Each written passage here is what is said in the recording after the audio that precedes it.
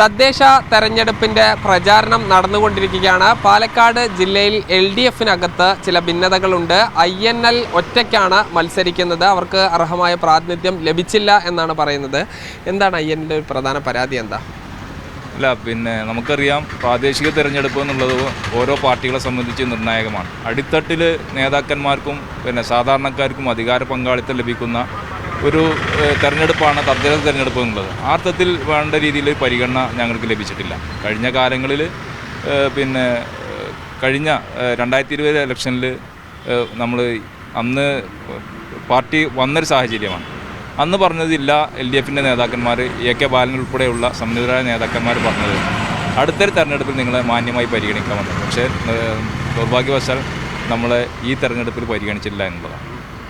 ഇപ്പോൾ ജില്ലാ സെക്രട്ടറി, CPM-ൻ്റെ ജില്ലാ സെക്രട്ടറി പറഞ്ഞത് ഒരു മുന്നണി രാഷ്ട്രീയമാവുമ്പോൾ ചില വിട്ടുവീഴ്ചകളൊക്കെ വേണ്ടിവരും, എല്ലാവർക്കും ആ രീതിയിലുള്ള പരിഗണന നൽകാൻ പ്രയാസങ്ങളുണ്ട് എന്നുള്ളതാണ്. അല്ല, ഞാൻ ചോദിക്കട്ടെ, 2000-ഓളം വാർഡുകളുള്ള പാലക്കാട് ജില്ലയിൽ 10-ൽ താഴെ വാർഡുകൾ മാത്രമാണ് INL ചോദിച്ചിട്ടുള്ളത്. അതിലെന്ത് വിട്ടുവീഴ്ചയാണ് നമ്മൾ ചെയ്യാൻ കഴിയുക?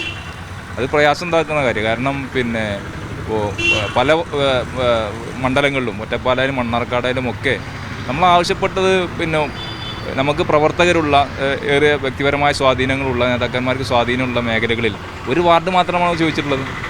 അതിലെന്ത് വിട്ടുവീഴ്ച നമുക്ക് ചെയ്യാൻ കഴിയും? അതൊരു ശരിയായ രീതിയല്ല അത്തരം ബാലിശമായിട്ടുള്ള കാര്യങ്ങൾ. എവിടെയൊക്കെയാണ് നിങ്ങൾ മത്സരിക്കുന്നത്? ഞങ്ങളിപ്പോൾ തീരുമാനിച്ചിട്ടുള്ളത്, ജില്ലാ കമ്മിറ്റി പൊതുവായി തീരുമാനിച്ചിട്ടുള്ളത്, നമുക്ക് പ്രവർത്തകർക്ക് അത്യാവശ്യം കുഴപ്പമില്ലാത്ത സ്വാധീനമുള്ള മേഖലയിൽ, പാർട്ടിക്ക് സ്വാധീനമുള്ള മേഖലയായ ഒറ്റപ്പാലം, പട്ടാമ്പി, മണ്ണാർക്കാട്, അതുപോലുള്ള സ്ഥലങ്ങളിലാണ് നമ്മൾ തീരുമാനിച്ചിട്ടുള്ളത്. അപ്പോൾ സ്വാഭാവികമായിട്ടും നിങ്ങൾ ഒറ്റയ്ക്ക് മത്സരിക്കുന്നു. LDF എന്ന സംവിധാനത്തിൻ്റെ ഭാഗമായി അവരെ വിജയിപ്പിക്കാൻ വേണ്ടിയിട്ട് പണിയെടുക്കൂലേ ബാക്കി സ്ഥലങ്ങളിൽ? ഇല്ല, അത് ഞങ്ങൾ തീരുമാനിച്ചിട്ടുള്ളത് താൽക്കാലികമായ ഇലക്ഷൻ പ്രവർത്തനങ്ങളിൽ നിന്ന് വിട്ടുനിൽക്കുക എന്നുള്ളതാണ്. അതോടൊപ്പം തന്നെ ഞങ്ങൾ ഒറ്റക്കല്ല, സമാന മനസ്കരുമായി ബന്ധപ്പെട്ട് ഞങ്ങൾ മുന്നോട്ട് പോകുന്നു. അത്തരം ചർച്ചകൾ പലയിടത്തും വന്നു കഴിഞ്ഞു. ഒറ്റപ്പാലം ഉൾപ്പെടെ മണ്ണാർക്കാട് ഉൾപ്പെടെ സ്വതന്ത്രരായിട്ടുള്ള ചില ആളുകളുണ്ട്, നമുക്കറിയാം.